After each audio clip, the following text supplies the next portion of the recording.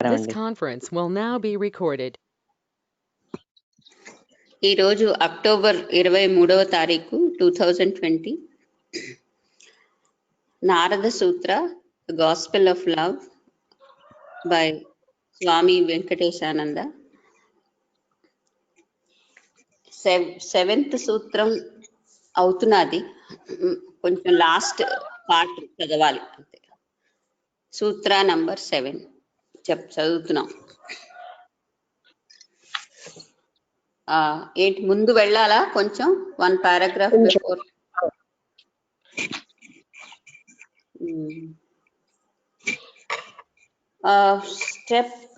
A step lower than that stands the highly evolved devotee who engages himself in the activities which are inevitable in the circumstances in which he is placed, both secular and scriptural, but he resigns himself to the will of the Lord. He resigns himself to the? He resigns himself to the will of the Lord. He surrenders himself to God and prays, I am thine, all is thine, my Lord, thy will be done.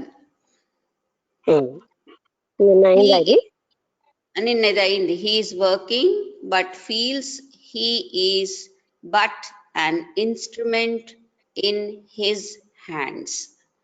అది రాసింది. భగవంతుడిలో తన పనిముట్టు అన్న భావనతోనే పనిచేస్తూ ఉంటాడు. Next paragraph. One who has not reached this stage and in whom the currents of raga, dvesha do operate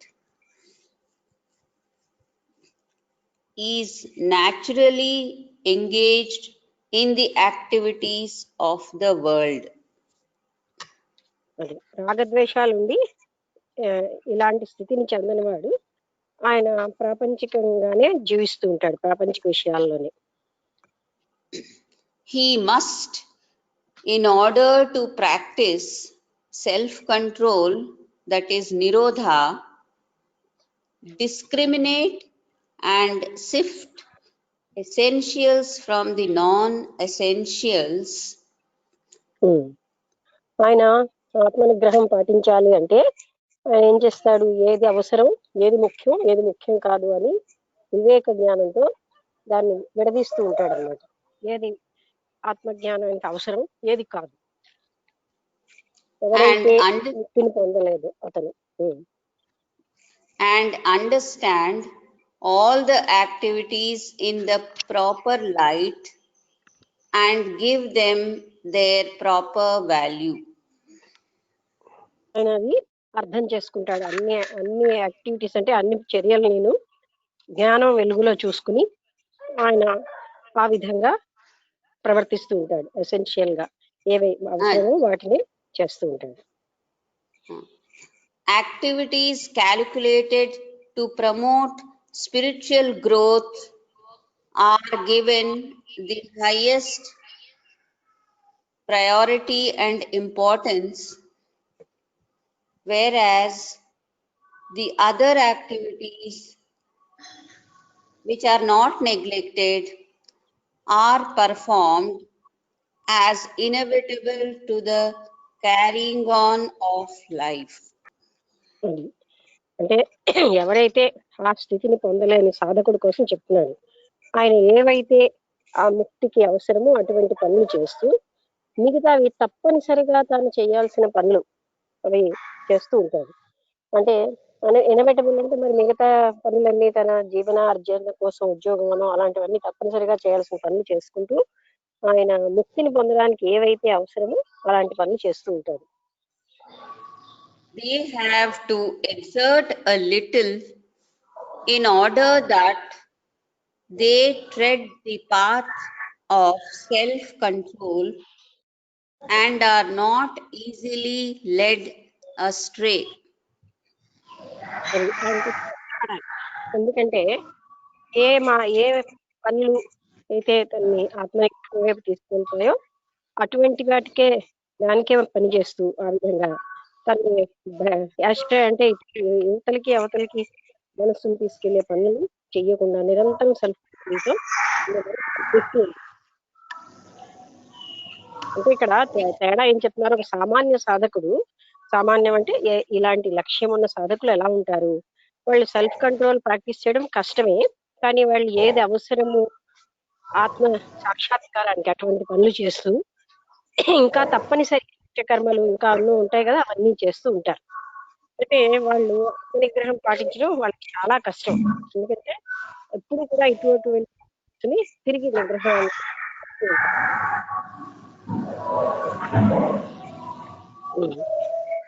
Next paragraph.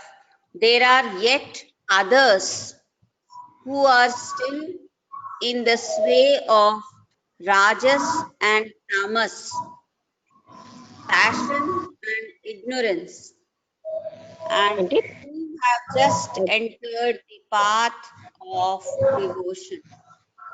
రజస్తమస్ తర్వాత ఏం చదివా వినబడలేదు.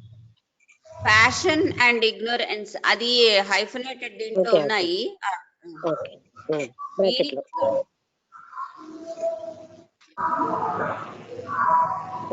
మిగతా వ్యక్తులు ఉంటారే వాళ్ళు రజోతమో గుణాలతో నిండి ఉంటారు.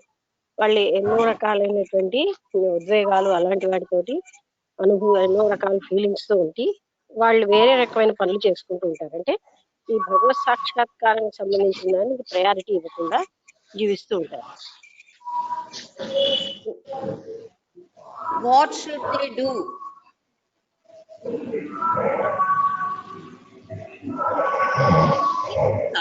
సౌండ్ ఎక్కడి నుంచి వస్తుంది తెలీదు. అన్మ్యూట్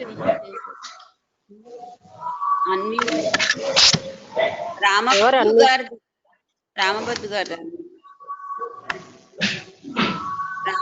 గారు అన్మ్యూటెడ్ గా. ఓకే పర్వాలేదు.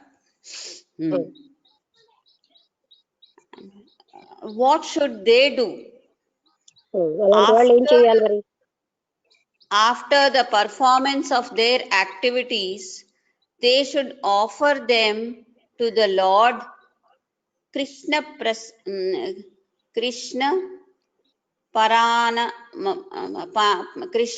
కృష్ణార్పణమస్తు. అంటే మరి అందరి కోసం చెప్తున్నారు. రజస్తమో గుణాలతో నిండిన వాళ్ళు ఎలాగా అంటే మంచి పనులు చేసే వాళ్ళు ఎలాగా కూడా వాళ్ళు భగవంతుడి యొక్క సాక్షాత్కారం కోసమే చేస్తారు, కానీ వాళ్ళు మనోనిగ్రహాన్ని ప్రాక్టీస్ చేస్తారు. మరి రజోతమో గుణాలతో ఉన్న వాళ్ళు మరి వాళ్ళ సంగతి ఏమిటి అంటే వాళ్ళు అన్ని పనులు చేస్తూ ఉంటారు, వాళ్ళు ఉద్వేగాలతోటి ఎన్నో రకాలైన ఫీలింగ్స్ తోటి ఉంటారు. వాళ్ళు ఏం చేయాలి? ప్రతి పనిని కృష్ణ సమస్తం అని కృష్ణార్పణమస్తు అని ఇచ్చేయాలి. అంటే పనులు చేసి భగవంతుడికి అర్పించేస్తూ ఉండడం చేస్తే అది వాళ్ళకి మంచి పని, అంటే మళ్ళీ భగవత్ సాక్షాత్కారం వెళ్తారు. They should surrender the actions and their fruits to the Lord. వాళ్ళు పనుల ఫలితాలని కూడా భగవంతుడికి అర్పితం చేసేస్తే మంచిది, చెయ్యాలి. అలా ఉన్నవాళ్ళు. This too will lead to self control. అలా చేయడం వల్ల కూడా వాళ్ళకి ఆత్మనిగ్రహం వస్తుంది. అంటే తప్పనిసరిగా రజోతమ గుణాలకి లోనైన వాళ్ళు పనులు చేస్తూ పనుల ఫలితాన్ని భగవదర్పితం చేసేయాలి. అప్పుడు వాళ్ళకి మనోనిగ్రహం అనేది సంభవం. By and by they will develop the feeling that the actions which they have to offer to the Lord should be pure and noble. నెమ్మదిగా అలా చేస్తూ ఉండగా వాళ్ళకే అనిపిస్తుంది, నేను భగవంతుడికి అర్పించేవన్నీ కూడా చాలా ఉన్నతమైనటువంటివి ఇస్తూ ఉండాలి అని. అందువల్ల ఏం చేస్తుంటారు, వాళ్ళు అంతకు ముందు చేసిన చెడ్డ పనులు వదిలేసి మంచి పనులు చేసి ఆ ఫలితాలని భగవంతుడికి అర్పిస్తూ ఉంటారు. అంటే భగవదర్పితం చేసినప్పుడు నేను చెడ్డవేవి చేయకూడదు, మంచివే చేయాలన్న భావన వాళ్ళకి వస్తుంది.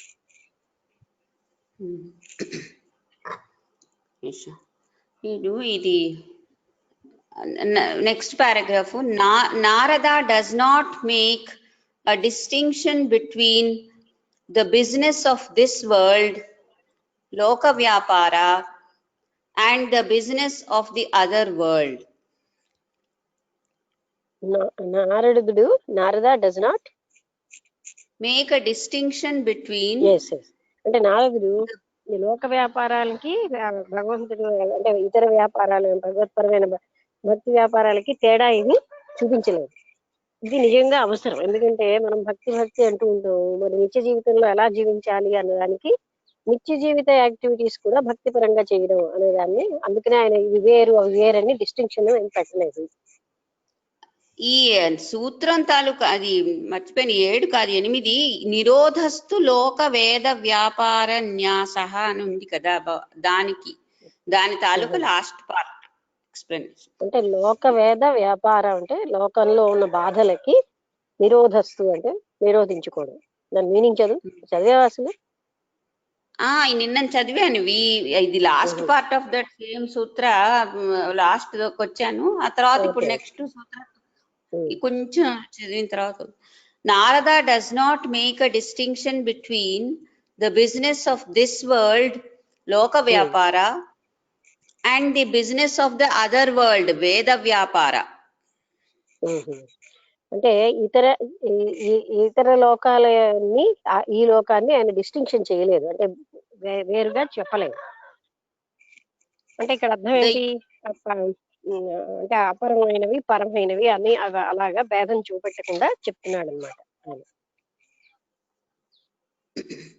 The use of the word vyapara, that is business, is also significant. ఇక్కడ వ్యాపార అన్న పదం కూడా చాలా ముఖ్యమైనది, అంటే మనం గుర్తించాలి.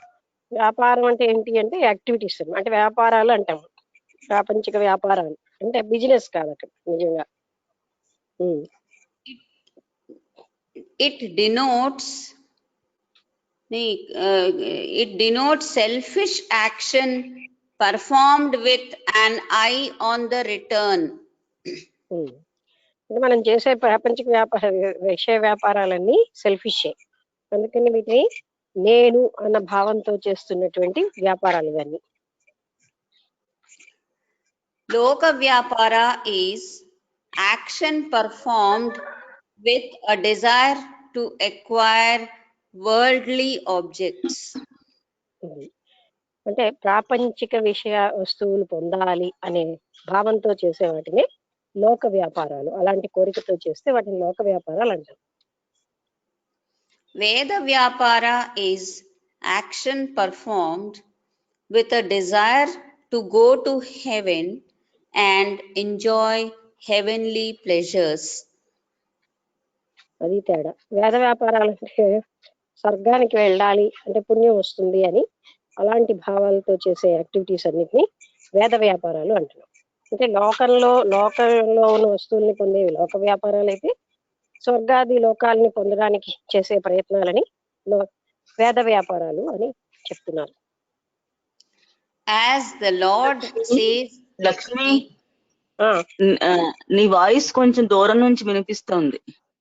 అవునా, ఎందుకు చెప్పమా? సరే ట్రై చేస్తాను ఇంకో రకంగా ఏదైనా.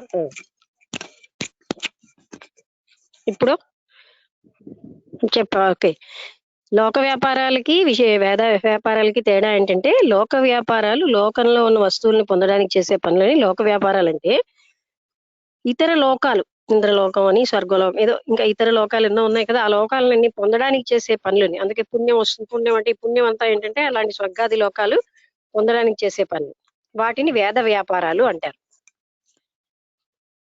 అంటే లోక వ్యాపారాలని స్వార్థపూరితమైనవి అనే భావన ఇక్కడ.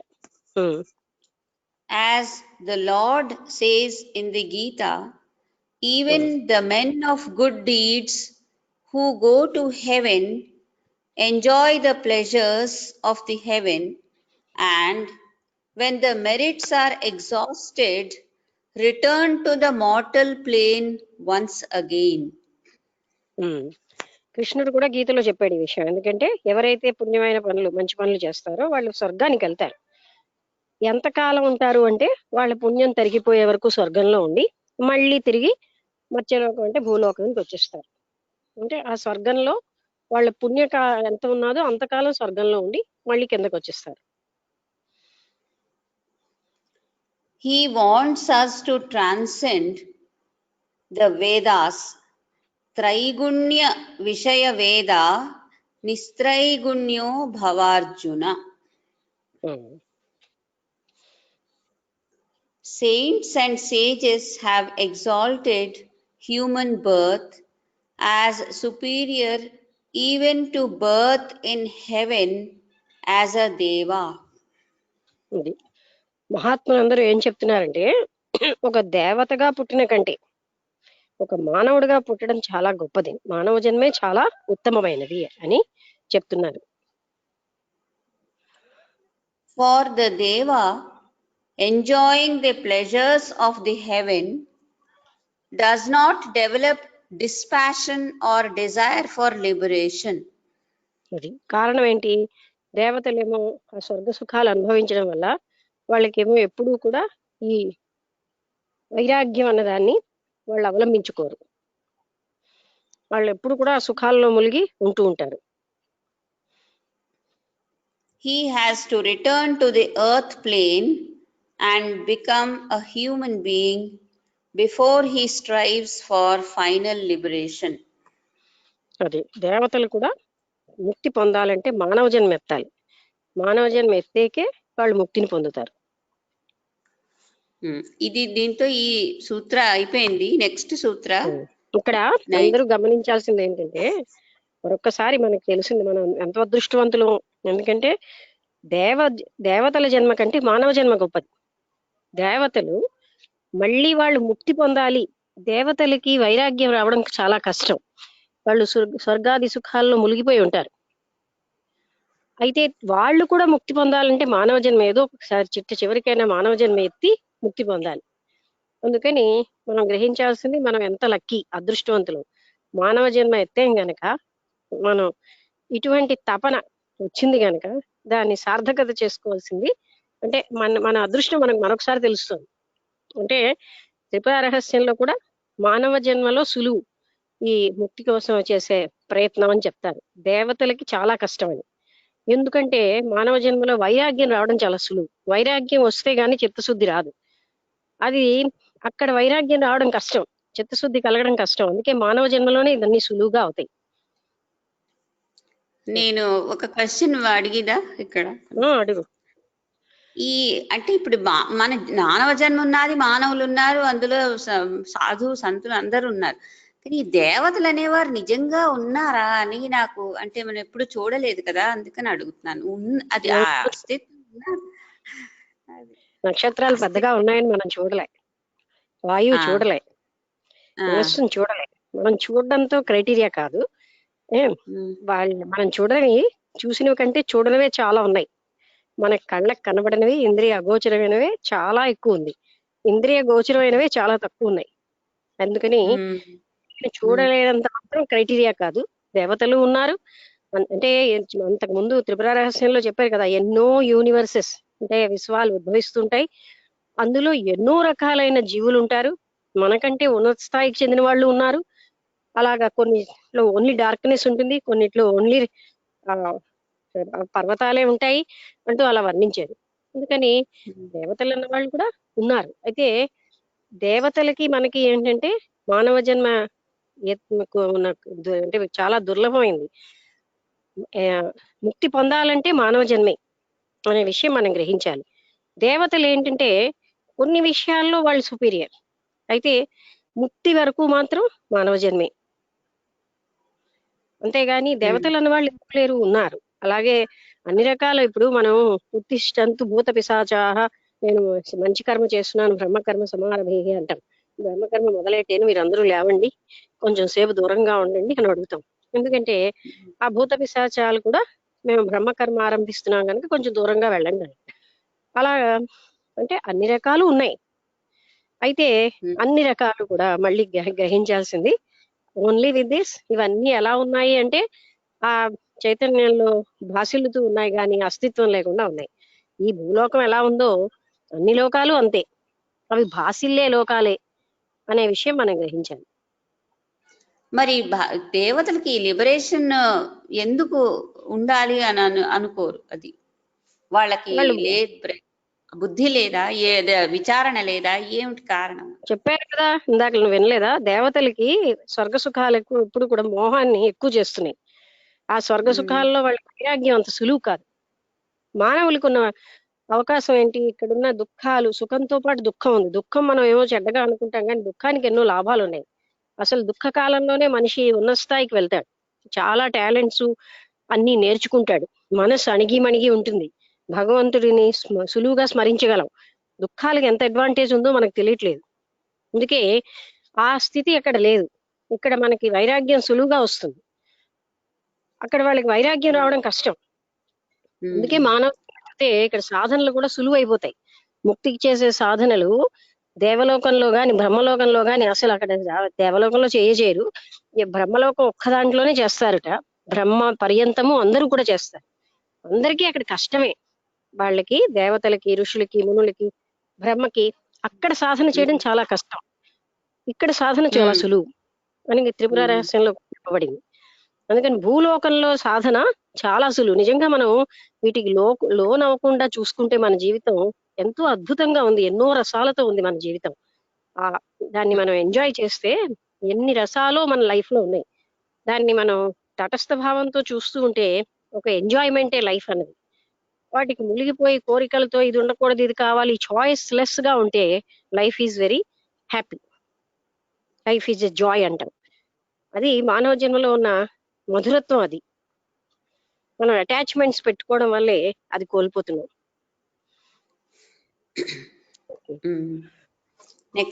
నెక్స్ట్ సూత్ర. మేడం నేను రాంబుద్ధుడు. చెప్పండి. ఇప్పుడు చెప్పండి. అంటే పుణ్యకార్యాలు చేస్తే స్వర్గానికి వెళ్తారు అని అంటున్నారు కదా.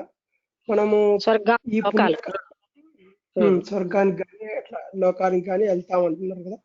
మరి మనం ఆ కోరిక లేకుండా అంటే స్వర్గము ఈ కోరికలు లేకుండా మోక్షం కోసమే చేసేటివి అంటే ఎట్లా చేయాలి? అంటే పుణ్యకార్యాలు చేస్తే అక్కడికి పోవాలని అంటున్నారు కదా. అట్లా కాకుండా మోక్షం కోసమే చేయాలి.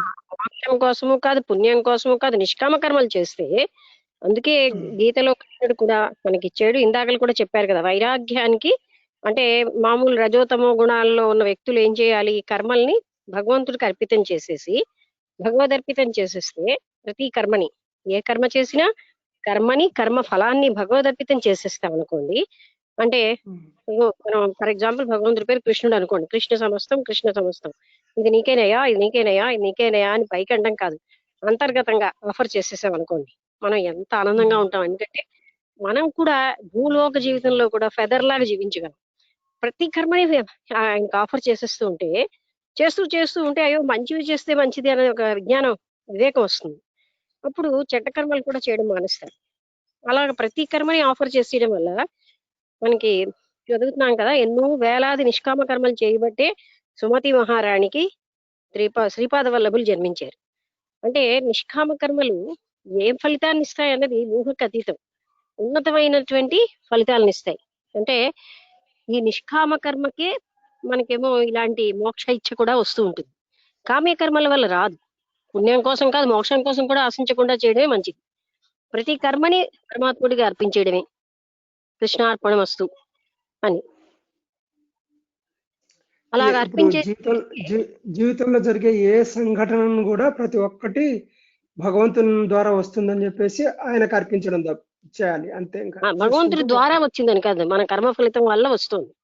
భగవంతుడికి అర్పించడం, కర్మని, కర్మ ఫలితాలని అర్పించడం. ఏం జరిగినా ఆయన ఏం చేయట్లేదు, మన కర్మ వల్లే మనకు వస్తున్నాయి. ఈ దుఃఖాలు గాని, అదృష్టాలు గాని, దురదృష్టాలు గాని మానవ కర్మ వల్లే వస్తున్నాయి. అందుకని మామూలు రజోతమో గుణాల్లో ఉన్న వాళ్ళు ఏం చేయాలి? శ్రీ కృష్ణార్పణమస్తు అని భగవంతుడికి అర్పించేయాలి కర్మలు, కర్మ ఫలితాలు. అలాగ చేస్తూ ఉంటే నిష్కామ కర్మ అయిపోయింది కదా. నిష్కామ కర్మ ఎప్పుడైనా మనశుద్ధి అవుతుంది. నిష్కామ కర్మల వల్ల ఫలితం చాలా గొప్పగా ఉంటుంది. అంటే ఎప్పుడైతే కామ్య కర్మలో ఒక్క ఫలితమే వస్తుంది, నిష్కామ కర్మలో మనం ఊహించలేని సత్ఫలితాలన్నీ వస్తూ ఉంటాయి. అంటే ఈ అర్పించడం ఎలాగా మేడం? ఎలాగేంటి అర్పించడమే. మీరు భగవంతుడికి ఏదో పళ్ళు పెట్టి భగవాన్ తీసుకో అంటున్నారు. అలా హృదయంతో అర్పించాలి. అక్కడ కర్మకాండలును ఇంకోటి ఏంటంటే మనం వర్ణించే శ్లోకాలు ముఖ్యం కాదు. మన హృదయంతో యు టేక్ ఇట్ టోటలీ. ఇప్పుడు మీ ఫ్రెండ్కి ఇచ్చారండి, సంపూర్ణంగా ఇస్తారుగా, మళ్ళీ నాకు నువ్వు ఇచ్చి అన్నట్టుగా. So anything we have to give totally. అయ్యో నేను ఇది ఇచ్చేస్తున్నానే, నాకు లేకుండా అయిపోయింది, నేను అలాంటి భావన లేకుండా సంపూర్ణంగా కర్మ ఫలితాలని కర్మల్ని కూడా అర్పించేయాలి. ఆ అర్పించడం కూడా మనం హృదయంతో చేస్తే సిన్సియారిటీ ఉండాలండి ప్రతి యాక్షన్ లో. దెన్ మనం ఏంటంటే లైట్ ఫెదర్ లాగా ఫీల్ అవుతాం. అన్ని అన్ని అర్పించేస్తూ ఉంటే there is a lot of enjoyment also in that life. నిష్కామ కర్మల్లో అసలు నిజం చెప్పాలంటే గొప్ప ఆనంద స్థితి ఉంటుంది. అన్ని అర్పించేస్తూ ఉంటే మనకి ఏం ఉండవు. అంటే శుభాశుభ కర్మలు ఏవి మనకు అంటుకోవు ఫలితాలు. బంధించే కర్మలంటూ కూడా ఉండవు. ఆ నిష్కామ కర్మ ఏం చేస్తూ ఉంటుంది, ఆ, మనం అలాంటి వేలాది నిష్కామ కర్మలు చేస్తూ ఉంటే ఒకటేంటంటే మనసు పరిశుద్ధం అయిపోయి మోక్ష స్థితికి రెడీ అయిపోతుంది. మరొకటి ఏంటి, మనం ఇన్ని నిష్కామ కర్మల వల్ల ఇంకా మనకు పాపకర్మ ఎక్కువగా బ్యాంక్ బ్యాలెన్స్ లో ఉందిటే అది ఏంటి అవుతుందంటే నెక్స్ట్ అట్లీస్ట్ మనం తరించాలి అనే లక్ష్యమైనా వస్తుంది. అంటే పూర్తిగా లేదనుకోండి, మంచి నిష్కామ కర్మ చేస్తున్న కొద్దీ మనసు పరిశుద్ధం అయిపోయి ముక్తికైనా వెళ్తాం. లేదు ఇంకా మనకి బ్యాలెన్స్ కర్మ ఇంకా చాలా ఉండిపోయి, అటువంటిప్పుడు ఏంటంటే అట్లీస్ట్ మనకి మంచి సంకల్పాలు వస్తాయి. అంటే అంతవరకు మనం ఏమీ గోల్ లెస్ గా, అంటే భగవంతుడికి అర్పణ లేకుండా కామ్యకర్మలు చేస్తున్నప్పుడు బంధిస్తూ ఉంటాయి, బాధల్లో ఉంటాయి. నిష్కామ కర్మల వల్ల బాధానుభూతి కూడా తగ్గిపోతుంది. ఫలితం అంతా పరమాత్ముడికి ఇచ్చేస్తాంగా, మనకే ఏమీ లేదు. ఇవ్వడం అంటే ఏంటి, హృదయంతో ఇవ్వాలి. మళ్ళీ ఆ ఫలితం ఎవరైనా ఓహోహో నువ్వు ఏం బాగా చేసేవయ్యా అంటే ఆయన చేశాడని గుర్తుపెట్టుకోవాలి, నేను చేసింది కాదని. మళ్ళీ ఆ ఫలితాలు అదొకటి తీసుకోవడానికి పెయిన్ వచ్చేస్తూ ఉంటుంది బయటికి. ఏంటండి, అదొకటి మన మన మీద కార్యభారం కూడా పడదు కదా మేడం అట్లా ఉంటే, అది అంతే చేస్తే. కదా. అది నిరంతర ఆచరణలో చేస్తే అది ఆ కర్మ ఫలం కూడా ఇచ్చేస్తూ ఉంటే ఒక ఫెదర్ లైక్ లైఫ్ అన్నమాట. అది చాలా హాయిగా ఉంటుంది. అవన్నీ మనం పెట్టుకోవడం బట్టే ఈ బాధలన్నీ వస్తున్నాయి. చేసేవాడు ఆయన, చేయించేవాడు ఆయన అని భక్తుడు అలా చూస్తాడని చెప్పారు కదా. అంటే ఆయన అనుగ్రహంతోనే అన్ని పనులు జరుగుతున్నాయి. చేయించేవాడు ఆయన, ఆయనకి ఫలితాలు. అప్పుడు మనకేమీ ఏమీ ఉండదు. ఓకే మేడం, అది థ్యాంక్ యూ. పరిశుద్ధ అంతఃకరణకు కూడా నిష్కామ కర్మ చాలా సహాయం చేస్తుంది. ఓకే, చదివిదా నెక్స్ట్ సూత్ర నంబర్ 9. తస్మిన్ అనన్యతా తద్విరోధిషూదాసీనతా చ. తస్మిన్ అనర్ధాః అనన్యత తస్మిన్ అనన్యత తద్విరోధిషూదాసీనతా చ. ఉదాసీనతా చ అంటే అలా చేస్తే మనం అనన్యమైనది, అన్యం లేని స్థితికి వెళ్తాం. తద్విరోధేన ఉదాసీనచ అంటే ఉదాసీనం అయిపోతాం అలాంటి విరోధమైన పనులు చేస్తే. అది దాని అర్థం. ఆయన మీనింగ్ చదువు. Renunciation also means single-minded devotion to the Lord and indifference to all that is antagonistic to him. అచ్చా అంటే ఇక్కడ ఏం చెప్తున్నారు, అనన్యం అంటే సింగిల్ మైండెడ్, ఒక్కటే పరమాత్ముడు ఒక్కడే, ఇంకెవ్వరు లేరు అనే ఒక సింగిల్ మైండెడ్ డివోషన్ అన్నది వచ్చేస్తుంది. అంటే భక్తి వచ్చేస్తుంది. ఆ తర్వాత మిగతా వాటి అన్నిటి పట్ల ఉదాసీనత వచ్చేస్తుంది. అంటే అప్పుడు నెమ్మదిగా ఆచరిస్తూ ఉంటే మనకేంటి, ఇంతకు ముందు ఫలితాలు కర్మల మీద రాగం ఉంది, ఆ రాగం వదిలేసరికల్లా మనకు ఒక రకమైన ఉదాసీన భావం వస్తుంది. అంటే ఫలితం పరమాత్ముడికి ఇచ్చేసాం, కర్మ ఆయనే చేస్తున్నప్పుడు రాగం పోతుంది, ఆ ఉదాసీనంగా అయిపోతాం.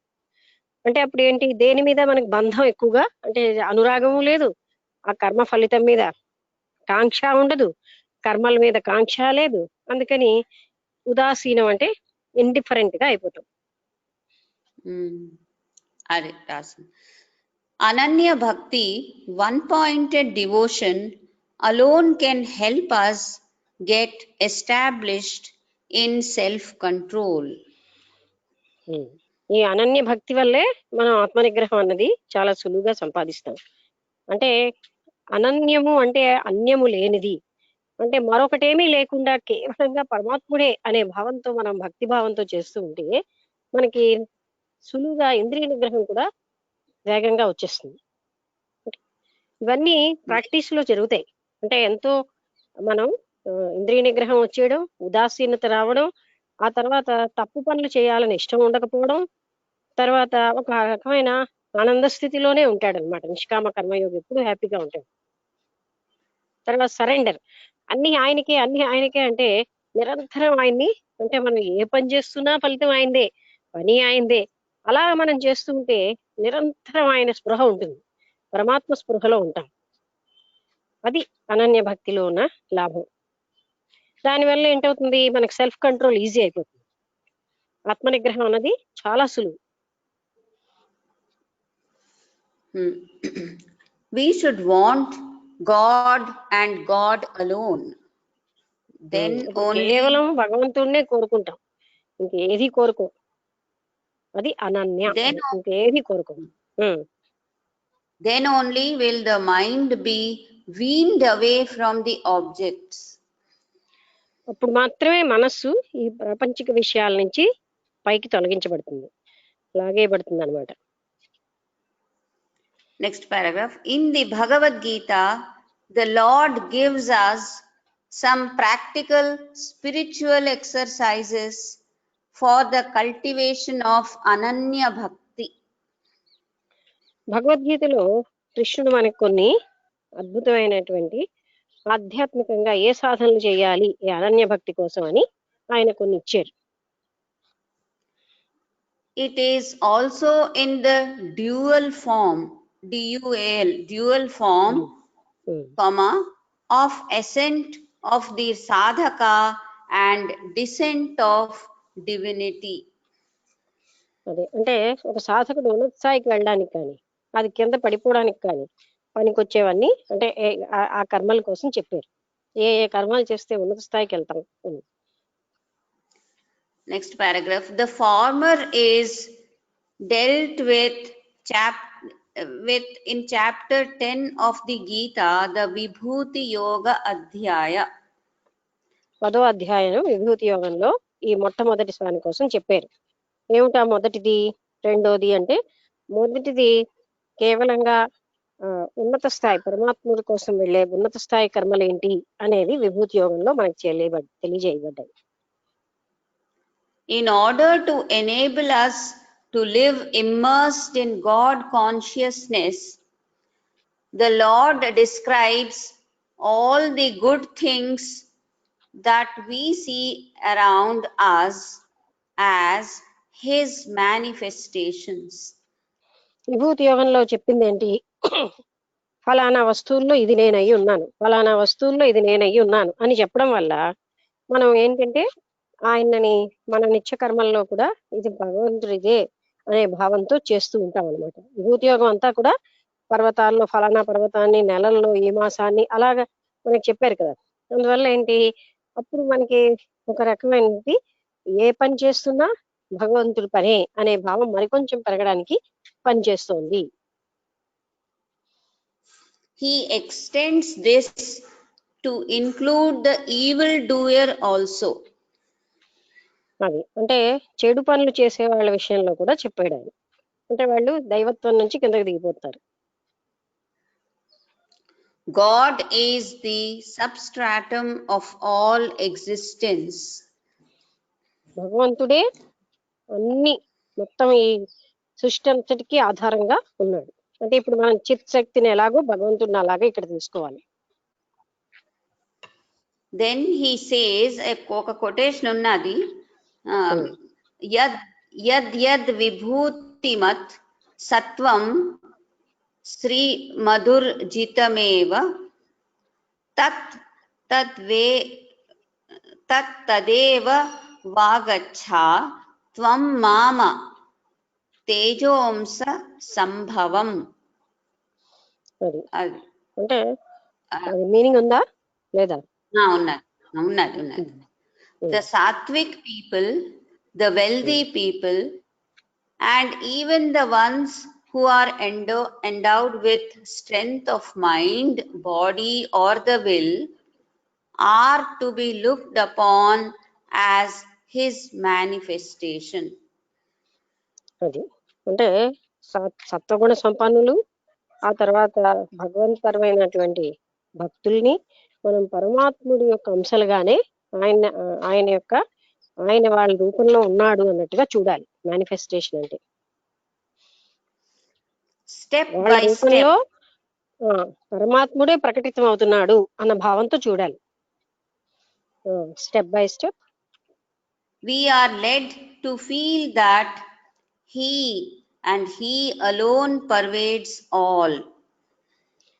అలా మనం చూస్తూ ఉంటే నెమ్మదిగా మనకి ఏమొస్తుందంటే ఆయన తప్ప ఇంకా ఏమీ లేదు అన్న స్థితికి వచ్చేస్తాం. హీ అండ్ హీ అలోన్, ఆయనే సమస్తంగా ఉన్నాడు, ఆయనకి వేరుగా భిన్నంగా ఈ ప్రపంచంలో ఇంకేమీ లేదన్న స్థితి కూడా అనుభవిస్తూ ఉంటాం. అంటే అలాగా ఎవరితో మాట్లాడుతున్నా, ఎవరింటికి వచ్చినా, ఎక్కడ ప్రాపంచిక విషయాల్లోకి వెళ్ళినా ఆయనదే ఇదంతా అనే స్థితి స్థిరమైపోతుంటుంది.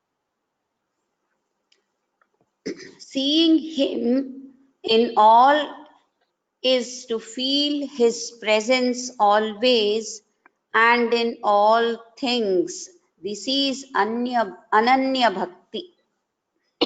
ఇలాగ మనం ఈ దృష్టి వల్ల ఏంటవుతుంది, ఆయన అంతటా చూడగలం, అన్నిటిలోని ఆయన్ని చూడగలం, సర్వ సమయాల్లోని సర్వవేళలా ఆయనే మనం ఆయనతో సాంగత్యం కలిగి ఉంటాం.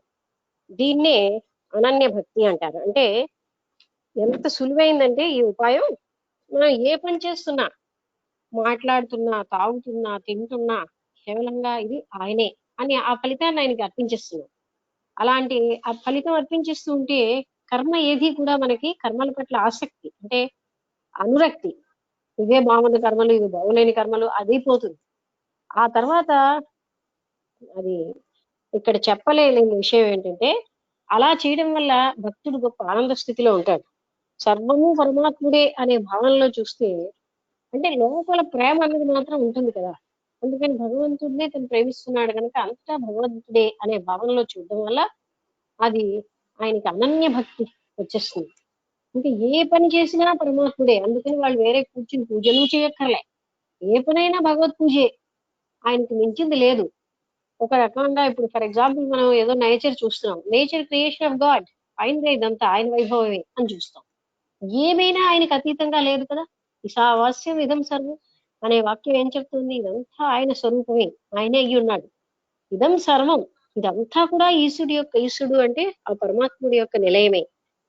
ఏది ఆయన లేదంటూ ఉంది, ఆయనది లేనిది ఎక్కడా లేదు అనే భావం ఎప్పుడైతే మనకి ప్రతిష్టాపన అయిపోయిందో అది అనన్య భక్తి. అప్పుడు సంకుచితమైన పనులు ఉండవు. ఆ మన మనస్తత్వంలో ఎంతో మార్పు వచ్చేస్తుంది, రాడికల్ చేంజ్ వచ్చేస్తుంది.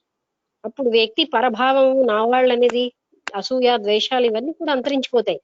అందుకే భక్తి మార్గం సులువు అని ఎందుకంటారంటే, ఈ అనన్య భక్తిలో ఇంద్రియ మనోనిగ్రహాలు సులువు, అసూయ, ద్వేషాది ఇలాంటి గుణాలను జయించడం సులువు, దేహభావాన్ని జయించడం సులువు, జగత్తు యొక్క నిత్యత్వాన్ని జయించడం సులువు అయిపోతుంది. ఎందుకంటే జగత్తులో ఉన్నదంతా పరమాత్మ స్వరూపంగా చూస్తూ ఉంటే అప్పుడు ఇంతకు ముందు మనం చెప్పిన త్రిపుర రహస్యంలో చెప్పుకున్న విషయాలన్నీ భక్తుడికి సులువుగా అయిపోతాయి, కష్టం ఉండదు.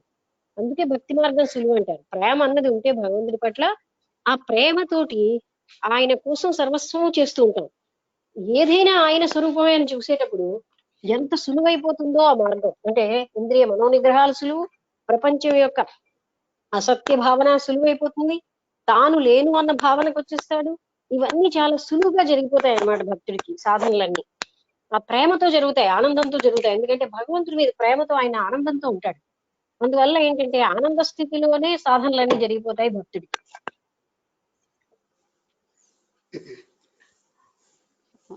అంటే ఇందాక మనకి spiritual exercise in dual form అని, డ్యూయల్ ఫామ్ లో ఒకటి అసెంట్ ఆఫ్ సాధక అండ్ డిసెంట్ ఆఫ్ డివినిటీ అని రెండు ఇచ్చారు కదా. అసెంట్ ఆఫ్ సాధక గురించి ఇప్పుడు చెప్పాము. ఇప్పుడు descent of divinity, the descent of divinity is described in chapter 12 of the Gita. భక్తి యోగం 12వ అంటే భక్తి యోగంలో కృష్ణుడు ఈ విధంగా చెప్పాడు, ఎలాగా ఏమిటి చేస్తే కిందకు వచ్చేస్తుంది దైవత్వం, అంటే కింద తిరోధాన మార్గం అంటారు. పురోగామి మార్గం, తిరోగామి అంటే మార్గం అంటే డిసెంట్. ఏతు సర్వాణి కర్మాణి మయి సన్యస్య మత్పరాః అనన్యేనైవ యోగేన మాం ధ్యాయంత ఉపాసతే. ఏతు సర్వాణి కర్మాణి, ఈ సమస్త కర్మల్నిను మాం ధ్యాయంత మయి సన్యస్య నాలోనే మనస్సునంతా అర్పించి నాకే అన్నిటినీ వదిలేసి నువ్వు పనులు చెయ్యి అని అంటాడు. ఏతు సర్వాణి కర్మాణి, సమస్తమైన కర్మలు నాకు అర్పించేయి. These are the people who have established themselves in him by Ananya Yoga, as is described in this sloka, Mayyaveshita Chetasam. అంటే మై అంటే మయ్యావేశిత చేతసాం అంటే నాతోటి నిండిపోయినటువంటి చైతన్యం, అంటే తనే పరమాత్ముడితోటి ఆవేశిత చేతసాం అంటే పరమాత్మ స్థితిలోటి ఆయన పూర్తిగా దాంతో పనులన్నీ చేస్తాడు. ఇదంతా పరమాత్ముడే చేయిస్తున్నాడు, ఈ కర్మ పరమాత్ముడే, ఈ ఫలితం ఆయనదే అనే భావంతో ఉండడాన్ని మయ్యావేశిత చేతసాం అంటారు. అలా దాంతో నువ్వు చెయ్యి. అది ఎవరైతే భగవంతుల్లో లీనమైపోయాడో ఆయనే సర్వస్వం అనుకున్న వాళ్ళ పనులు అనన్యేనైవ యోగేనా, అనన్యమే లేదు, అన్యం అంటూ ఏమీ లేదు, కేవలంగా ఆయనే తప్ప అనే స్థితిని ఇక్కడ చెప్పబడింది ఈ భక్తి యోగంలో. భక్తి అంటే అక్కడ కూడా చూసారా ఎంత బాగా చెప్పారు. అంతేగాని భక్తి అన్నది ఎక్కడ శాస్త్రాల్లో ఇలా అర్చించండి ఇలా పూజలతో అని లేదు, ఎవరిలో మధ్యలో పెట్టుకున్నారు అదంతా. ఇక్కడ కూడా మనస్సుతోటి భావించడాన్నే ఎక్కువగా భక్తిగా చెప్తున్నాం. కానీ బాహ్య యాక్టివిటీస్ అంటే ఏంటి, మనం చేసే అన్ని పనులు ఆయనకు అర్పించడమే. పూజ అంటూ వేరే ఏమిటి, ప్రతి పని పూజే.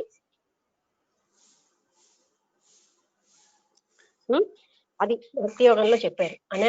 అంటే అన్య భావం ఏమీ లేకుండా ఇదంతా భగవత్పరంగా అని చేయడమే మయ్యావేశిత చేతసాం అంటే నాతోటే నిండిపోయినటువంటి చైతన్యంతో అంటే భావనతో నువ్వు పనులన్నీ అది భక్తి చెయ్యి అని చెప్పడం. Them the Lord lifts up from the mrityu samsara sagaram, ocean of mortality, very quickly. మృత్యు సంసార సాగర అంటే మృత్యు అనేటటువంటి ఈ సంసార సాగరంలోంచి ఆయన మిమ్మల్ని అప్లిఫ్ట్ చేస్తాడు. అప్పుడు మిమ్మల్ని నేను ఈ మృత్యు సంసార సాగరం నుంచి పైకి తీసుకొచ్చేస్తాను అని మనకు ప్రామిస్ చేశాడు, ఆయన అష్యూరెన్స్ ఇచ్చాడు. ఎప్పుడు నేనే మయ్యావేశిత చేతసాం మై సన్యస్య సర్వస్వ, సమస్తము నాకే అర్పించి నేనే నా శక్తే అన్న భావంతో నాయందే మనస్సునంతా పెట్టి చేస్తే అప్పుడు మృత్యు సంసార సాగరం నుంచి నేను పైకి తీసుకొస్తాను అని మనకి కృష్ణుడు భగవద్గీతలో అష్యూరెన్స్ ఇచ్చాడు.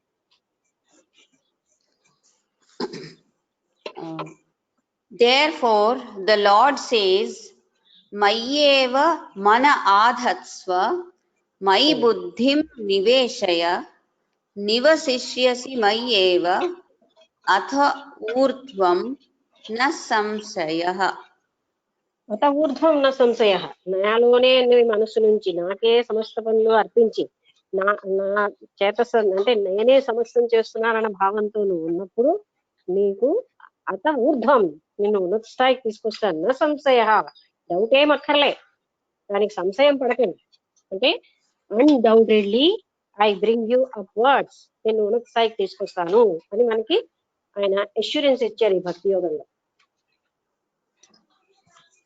Next paragraph. How difficult it is to control the mind.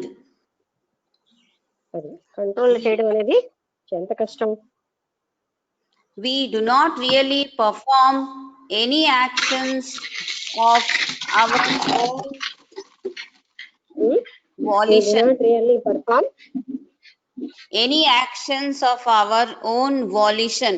Volition అంటే ఇచ్ఛాశక్తి అని రాసు. అది అంటే మన ఇష్టంతో అప్పుడు మనం ఏది కూడా చెయ్యం. ఎప్పుడైతే మనం భగవదర్పితం చేస్తున్నామో అప్పుడు మన ఇష్టం, మనకి ఇది ఇష్టం అది ఇష్టం అన్ని కూడా అందులో లైవ్ అయిపోయాయి. అది అంటే మనకి ఏదో అనురాగం ఉందనో మోహం ఉందనో యాక్టివిటీస్ ఉండవచ్చు. We are driven to do the actions. మనం కేవలంగా పనులు చేసేటట్టుగానే తయారవుతాం. We are not conscious of our own thoughts. మనకి ఏం ఆలోచనలు ఉన్నాయి, నా ఉద్దేశాలు ఏమిటి, నాకేంటి ఇష్టం, అలాంటివి ఏవి కూడా మనం పట్టించుకోం. ఎందుకంటే మనం ఎందులో నిమగ్నమై ఉన్నాం? ప్రతి కర్మ భగవదర్పితంగా చేయడం, ప్రతి ఫలితం భగవదర్పితంగా ఇవ్వడంలో తన ఓన్ చాయిస్ కూడా పోతుంది అక్కడ. We identify ourselves with every vritti or wave that arises in the mind. అంటే మనం మనస్సులో వచ్చిన ప్రతి చిన్న ఆలోచనకి ఐడెంటిఫై అయిపోతుంటాం, ఇది నాది అని. Unless we can dissociate ourselves from the mind and the vrittis that arise in it, we cannot really control the mind. అది మనస్సుతోటి, మనస్సు యొక్క వృత్తులతోటి మనకి డిసోసియేషన్ అంటే ఏంటి అంటే వాటితో బంధం లేకుండా ఉన్న స్థితి వస్తే గాని మన మనస్సును కంట్రోల్ చేయలేం. అంటే మనస్సులోంచి వచ్చే వృత్తులు ఇవన్నీ ఇది నేనే నాది అనే భావం వదిలేస్తూ ఉంటేనే గాని మనం మనస్సు కంట్రోల్ సంభవం కాదు. Mind is not a thing in our hands with which we can do what we like, but is like a prison in which we are imprisoned. అది అంటే మనస్సు మనం ఏం చెప్తే అది వినేటటువంటి, ఇది చెయ్యి అంటే అది చేసేటటువంటి సాధనంగా ఉండదు. అది దానివల్ల మనం ఏమిటవుతున్నాం, ఒక అంటే గారాగారంలో బంధీకృతులు అయిపోయినట్టుగా అయిపోతున్నాం. అంటే మనస్సు వల్లే మనం బంధించబడుతున్నాం. పాయింట్ అందరికీ నేను ఎక్స్ప్లెయిన్ చేయక్కర్లే, మనస్సు వల్లే మనం ఎలా బంధించబడుతున్నాం అనేది. ఎందుకంటే మనస్సే మనం బంధంలో ఉన్నామని, తర్వాత మనస్సుకి ఏమో ఇష్టమైనవి చేయడం, అలా చేస్తూ ఉంటే మనకి దానివల్ల దుఃఖాలు, ఆ దుఃఖాలు మళ్ళీ ఎక్కడి నుంచి వచ్చేస్తున్నాయని భావన, మన ప్రవృత్తిలోంచి సమస్తం ఉద్భవిస్తున్నాయి. అందుకే బంధం కూడా మన మనసులోంచి వచ్చింది. ఇలా మనం బంధించబడుతూ ఉంటాం. Therefore, if this is found to be difficult, the Lord is ready and eager to come down a little more. అది మనకు కష్టంగా ఉంటే భగవంతుడు ఇంకా కిందకు వచ్చి మన కోసం సహాయం చేయడానికి దగ్గరగా ఉంటాయి, అంటే సిద్ధంగా ఉంటాడు ఆయన. మరి అదే భక్తి యోగం మరో శ్లోకం ఇక్కడ రాశారు, అథ చిత్తం సమాధాతుం న శక్నోసి మయి స్థిరం అభ్యాస యోగేన తతో మామిచ్ఛాప్తుం ధనంజయ. అంటే అభ్యాస యోగేన, అభ్యాసంతోటే నువ్వు అథ చిత్తం సమాధాతు, అందుకని చిత్తాన్ని నువ్వు సమాధాన పరుచుకుని నా శక్నోషి మై స్థిరమా, నా శక్నోషి మై స్థిరం, అది ఒకవేళ నీకు నాలోనే నీ మనస్సుని పూర్తిగా లగ్నం చేసి అలా నీకు అవలేదనుకో, నా శక్నోషి in case if you cannot అని, అప్పుడు తర్వాత ఏంటి, అభ్యాస యోగేన. అభ్యాసం అంటే నిరంతరం ప్రాక్టీస్ తోటి, యోగంతో అభ్యాస యోగేన నువ్వు అందులో ధనంజయ అంటే అర్జున ఆ విధంగా నువ్వు సాధించు. వెంటనే నువ్వు నీకు అవలేదంటే నాలోనే నీ మనసును అర్పించి నా కోసమే నువ్వు చేయడానికి, నా శక్నోషి ఇఫ్ యూ కెనాట్, నువ్వు చేయలేకపోతే నువ్వు అభ్యాస యోగంతో చెయ్యి, అంటే ప్రాక్టీస్ వల్ల నువ్వు ఆ స్థితికి వస్తావని చెప్తున్నాడు కృష్ణుడు. దాని ఇంగ్లీష్ ట్రాన్స్లేషన్ కూడా ఉంది, if you cannot do this then by practice try to create a desire for me. అంటే నీకు నా మీద అంత ఆసక్తి లేకపోతే ప్రాక్టీస్ వల్ల నీకు అది సంభవం అని ఆయన చెప్తున్నాడు అన్నమాట. This is really the most moving shloka in the Gita. అది అంటే గీతలో ఇదే కాదు, ఇంకా అది కూడా నీకు చేత కాకపోతే నాకు సమస్త కర్మలు నాకే అర్పించు, అలాగే పాపం ఎన్ని చాయిస్లు ఇచ్చాడు ఈ భక్తి యోగంలో ఆయన. ఇది చాలా ముఖ్యమైన మనస్సు హార్ట్ టచింగ్ శ్లోకం అన్నట్టుగా చెప్తున్నారు. అంటే ఆయన చెప్తున్నాడు కదా, నీకు ఒకవేళ చాలా నాలో నువ్వు నా మనసు ఉంచడం నీకు చెయ్యలేకపోయినా అప్పుడు ఏం చేయాలి? అభ్యాస యోగేనా, అభ్యాసం వల్ల నువ్వు చెయ్యి అని మన లెవెల్లోకి దిగొచ్చి మనకి ఆయన ఉపాయాలు ఇస్తున్నాడు. The Lord seems to plead for our love. Please try to love me, says the Lord. ఆయన తన మన ప్రేమ కోసం the lord seems to plead, PLEAD, PLEAD, request. అది ఆయన మనని ప్రార్థిస్తున్నాడు, నువ్వు ఈ రకంగా చేసేనా సరే నువ్వు నా మీద ప్రేమ కలిగి ఉండు. ఆ ప్రేమ కలిగి ఉండడం ఆయన కోసం కాదు, దానివల్ల మనం ఉద్ధరించబడతాం. Even this is not so easy. The hidden tendencies in our mind cloud it and goad us to indulge in sense enjoyments again and again. Even ఇది కూడా అంత సులువు కాదు. మనలో ఉన్న అంతర్గత వాసనలు ఈ ఇంద్రియాలని తిరిగి తిరిగి ఇంద్రియ సుఖాలను అనుభవించేటట్టు చేస్తాయి.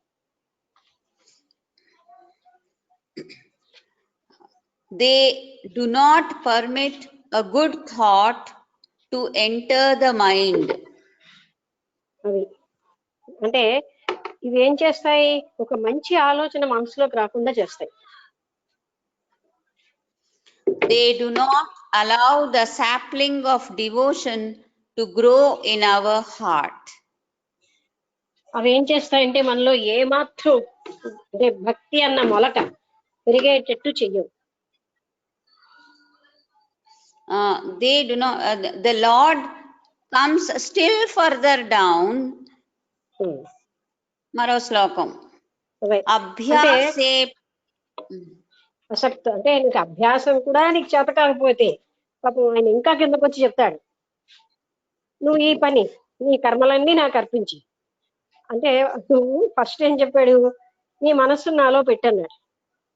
అది కూడా నా సక్రోషి అంటే నీకు సమర్థం కాదనుకో అని చాయిస్ ఇచ్చాడు, అభ్యాసం చెయ్యి. అభ్యాసే అసమర్థోసి, నువ్వు అభ్యాసం వల్ల కూడా అసమర్థుడు ఏమనుకో, అది కూడా చాయిస్ ఇచ్చాడు ఆయన. అప్పుడు నీ కర్మలన్నిటినీ నాకే అర్పించు, ఆ విధంగా పనులు చేయి అన్న చాయిస్ ఇచ్చాడు. చదువు శ్లోకం.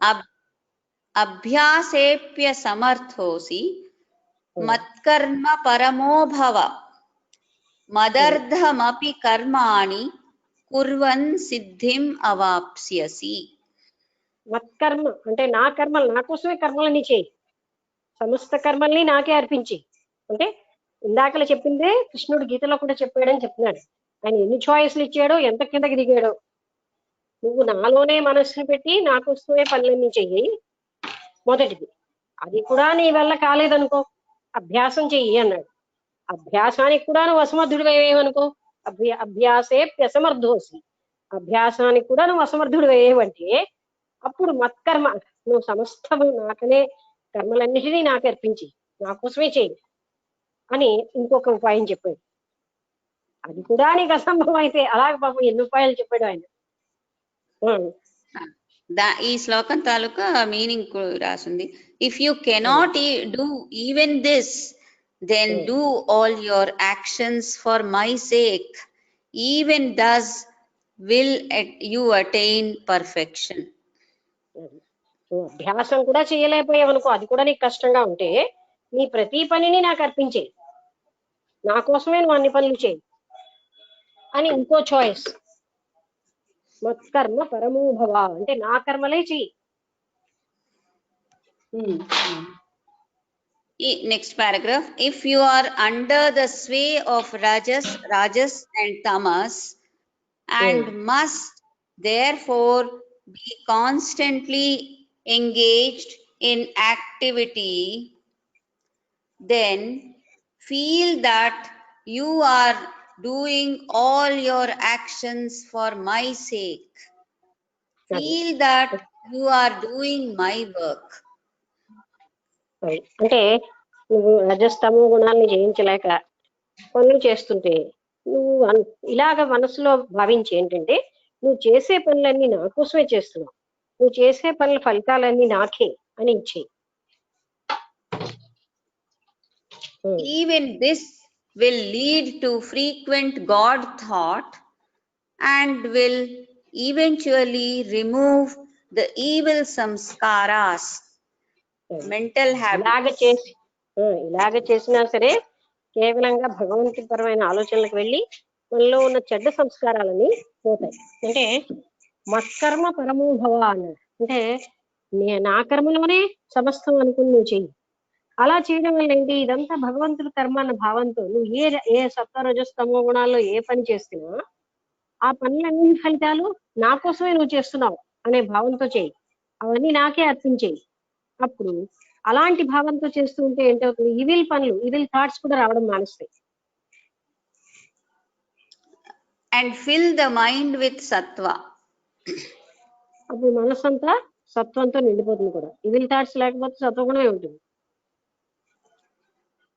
But the samskaras may be so thick that the compulsion to indulge in selfish actions may be intense enough to prevent the proper attitude to manifest itself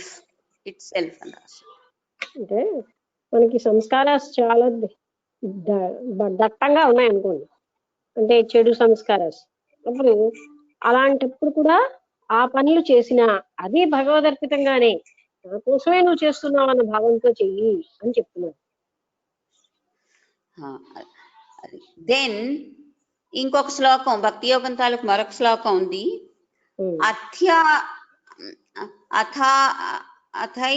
అథైదప్య శక్తోసి అథైదప్యశక్తోసి అంటే దానికి కూడా నువ్వు అశక్తుడు అవుతాయి. కర్తుం మధ్యోగమాశ్రితః సర్వకర్మ ఫలత్యాగం తతః కురు యతాత్మవాన్. అది కూడా నువ్వు ఇంకా అసమర్థం అయిపోయింది అనుకో, అంటే తదర్థమప్యసక్తోసి అంటే అది కూడా అసక్తుడి అయిపోతాయి. ఏది అన్ని నాకే అనే భావనలో కూడా. అప్పుడు సర్వకర్మ ఫలత్యాగం, సర్వకర్మలు చేసి ఆ ఫలం నాకు అర్పించి, మంచి చెడ్డ సమస్త ఫలత్యాగము నాకే అర్పించి అని మరొక ఉపాయం చెప్పాడు. దాని మీనింగ్ కూడా రాసింది. If you cannot do even this, then after doing the actions surrender them and their fruits to me. అది అంటే నాలోనే నా కోసమే నువ్వు కర్మలు చేయడం అనేది నీకు అది కూడా అసమర్థం అయిపోయావు అనుకో, అప్పుడు నువ్వు ఏ పనులైనా నీ ఇష్టమైనట్టు చేసి వాటి ఫలితాలు నాకు అర్పించి అని ఇస్తున్నాడు ఒక ఉపాయం. అంటే అన్ని రకాలుగా ఆయన దిగాడు. మొట్టమొదటి ఏమన్నాడు, నాలోనే నాయందే మనసు నిలుపు అన్నాడు. అది కూడా నువ్వు అసమర్థం అయితే అభ్యాసంతో చెయ్యి అన్నాడు. అభ్యాసంతో కూడా నీ మనసును నువ్వు నిలపలేకపోతే నా కోసమే సమస్త కర్మలు చెయ్యి. మదర్థమపి మత్కర్మ పరమోభవ అంటే నా కర్మలే చెయ్యి. అది కూడా నువ్వు చేయలేకపోయావు అనుకో, నీ ఇష్టమైన పనులు నీ చేసి ఆ ఫలితాన్ని నాకు అర్పించి కర్మ ఫల త్యాగం ఆ పని చెయ్యి అన్నాడు. అంటే స్టెప్ బై స్టెప్ ఆయన ఎన్ని ఉపాయాలు చెప్పాడు. ఇంకా ఏదో కర్మలన్నీ చేయకనే అంటే గత ప్రారంభ కర్మలు, ఏదో వాసనల వల్ల వచ్చిన కర్మలు, రజో తమో గుణాలకు సంబంధించిన కర్మలు, అది కూడా ఆ కర్మ ఫల త్యాగం, కర్మఫలాన్ని నాకు అర్పించి. When the desire has been spent in the enjoyment, then follows the period of satisfaction. When the desire has కర్మలు వల్ల వచ్చినటువంటి అంటే కోరికలతో వచ్చినటువంటి ఆనందం మనకి వస్తూ ఉంటే అప్పుడు తృప్తి వస్తుంది. అంటే ఈ కర్మ చేసేయడం వల్ల ఒక రకమైన ఆనందం వస్తూ ఉంటే ఆ కర్మలు చేయడంలో మనకి ఒక రకమైన తృప్తి వస్తూ ఉంటుంది. అంటే ఏ కోరికతో ఒక పని చేస్తున్నాం, కోరిక తీరేసరికల్లా మనకి ఒక రకమైన ఆనందానుభూతి వస్తూ ఉంటుంది, అంటే తృప్తి వస్తుంది, నా కోరిక తీరిందే అని. During this period, when the mind is calm and free from distractions of desire, that is before the next desire arises, think of God and offer the actions and fruits to Him. మనకి hint ఇస్తున్నారు. అంటే ఒక కోరిక నుంచి ఇంకో కోరిక వచ్చే లోపల ఒక కోరిక తీరిపోయింది, ఒక ఆనందం వచ్చింది. అబ్బా, నా కోరిక ఇన్నాళ్లే కష్టపడింది, ఇన్నాళ్ల నుంచి నేను తపన పడిన కోరిక ఇవాళ తీరిపోయిందని ఒక తృప్తి వచ్చిన సమయం, ఇంకొక కోరిక దాంట్లోంచి ఉద్భవించడానికి ముందు ఆ మధ్య సమయాన్ని, ఆ పని యొక్క ఫలితాన్ని భగవంతుడికి అర్పించేయి అని చెప్తున్నాడు. అంటే మన కోరిక రావడానికి కొంచెం సమయం పడుతుంది, మనం ఆ కొంచెం సమయంలోనే కోటాను కోట్ల ఆలోచనలు చేస్తాం. ఆ కొంచెం సమయంలో ఆ కర్మ ఫలితాన్ని భగవంతుడికి అర్పించేయి అని చెప్తున్నాడు. This is possible for all. ఇది అందరికీ సంభవమే. ఎందుకంటే నువ్వు ఎలాంటి కర్మ చేసినా దాన్ని నాకు అర్పించి అన్నాడు ఆఖరికి. అందుకని ఈ కర్మఫల త్యాగం అన్నది అందరికీ సంభవమే. God has descended to the level of the common man. Common man level కి, సామాన్య మానవుడి లెవెల్ కి భగవంతుడు కిందకి దిగి వచ్చాడు అనమాట. ఈ భక్తి యోగంలో చెప్పిన శ్లోకాలన్నీ మొదట అలా చెప్పి, అది కూడా నీకు అవ్వకపోతే ఇలా చేయి, ఇలా కూడా నీకు అవ్వకపోతే ఇలా చేయి, ఇన్ని చాయిస్లు ఇచ్చి మన లెవెల్కి వచ్చి ఆయన చెప్పాడు. From there, he endeavors to lift us up. అక్కడ నుంచి ఆయన మన్ని కింద లెవెల్కి వచ్చి అక్కడి నుంచి మన్ని పైకి తీసుకురావడానికి ప్రయత్నిస్తున్నాడు. If we grasp his helping hand, he will soon lift us away from the quagmire of samsara and place us on his lap. ఆయన్ని మనం అర్థం చేసుకుంటే ఆయన ప్రతి సెకండ్ మనకి హెల్పింగ్ హ్యాండ్ ఇస్తున్నాడు, ఒక సహాయం చేసే చేయూతనిస్తూనే ఉన్నాడు. అయితే ఆయన ఈ బురద లాంటి సంసారం నుంచి మనల్ని పైకి లేవనెత్తి తన తొడ మీద కూర్చోబెట్టుకున్నట్టుగా ప్రయత్నిస్తున్నాడు అని, ఆయన చేసే సహాయం అంతా దానికే, మనం ఏదో ఒకలాగా ఈ బురదలోంచి పైకి తీసుకొచ్చేద్దామని.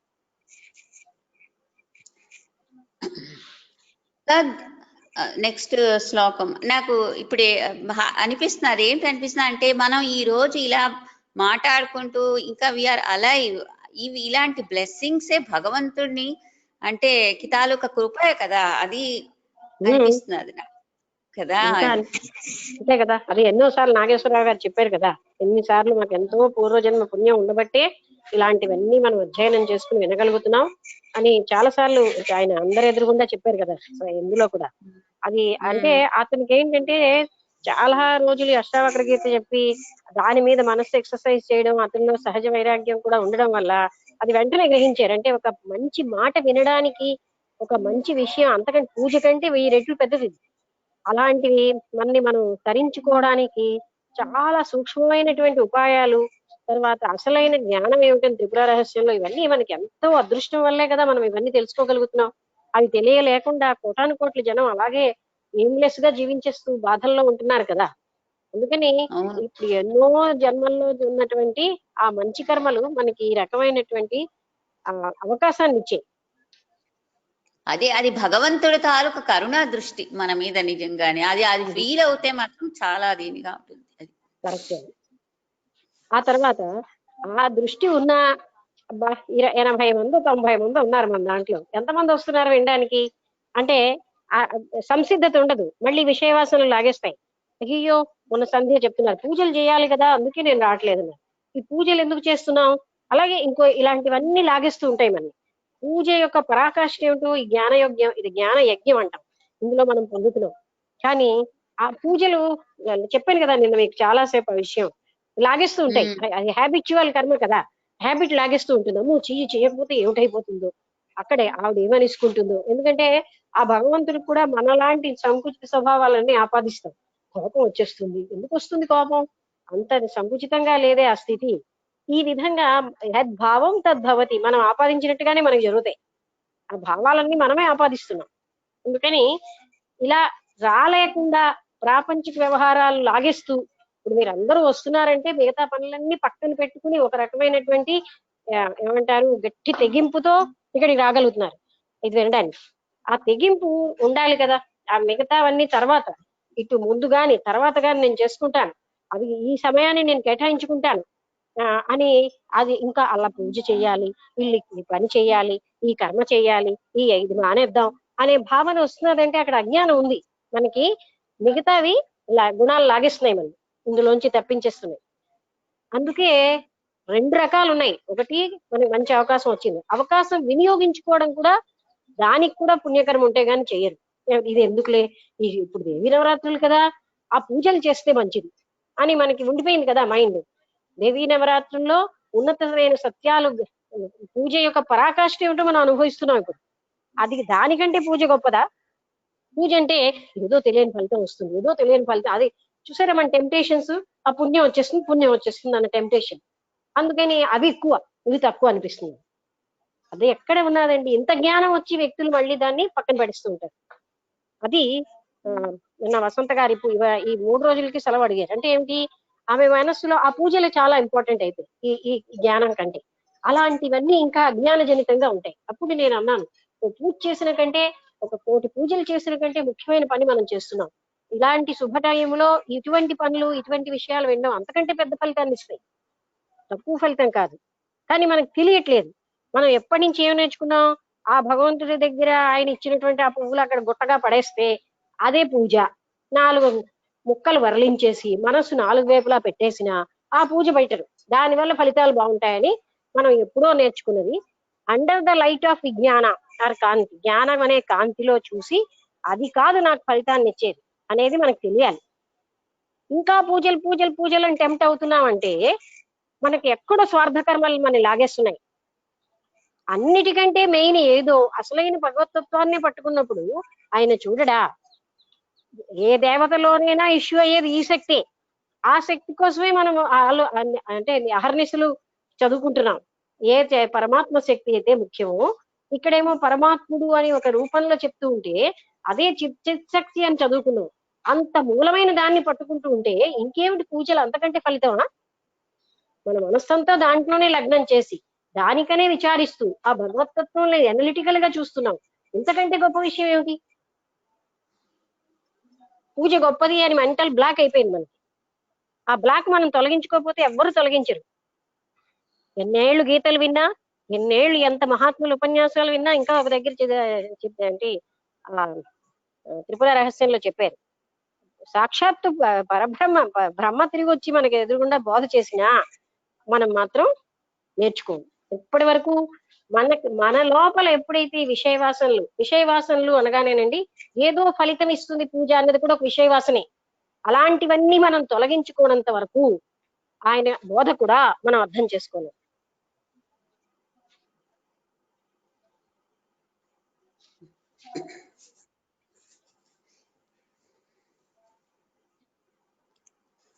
ఓకేయా? అర్థమైందా నేను అన్నది?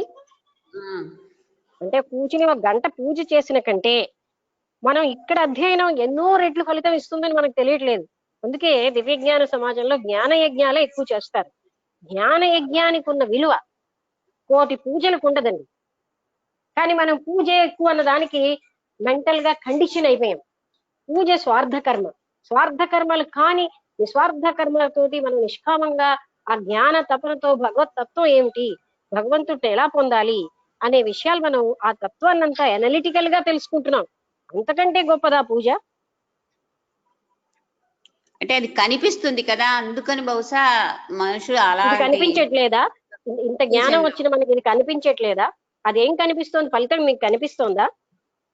ఏమిటి కనిపిస్తోంది? మీరు వేసే పువ్వులు కనిపిస్తాయి, కాల్చే కర్పూరం కనిపిస్తోంది. ఏమిటి కనిపిస్తున్నారు అక్కడ? మనస్సు 4 వైపులు వెళ్ళిపోతూ ఉంటుంది, నోరు ఉచ్చరిస్తూ ఉంటుంది. అదా కనిపించేది? మరి ఇక్కడ మనసులో భావించట్లేదా జరుగుతున్న విషయాలు? అది అంతకంటే మనసు అక్కడ నిలుస్తోందా? ఇది చదివిన కంటే ఆ మనస్సుకి ఇక్కడ కనీసం కొంతసేపైనా భగవతత్వంలో నిలుస్తోంది.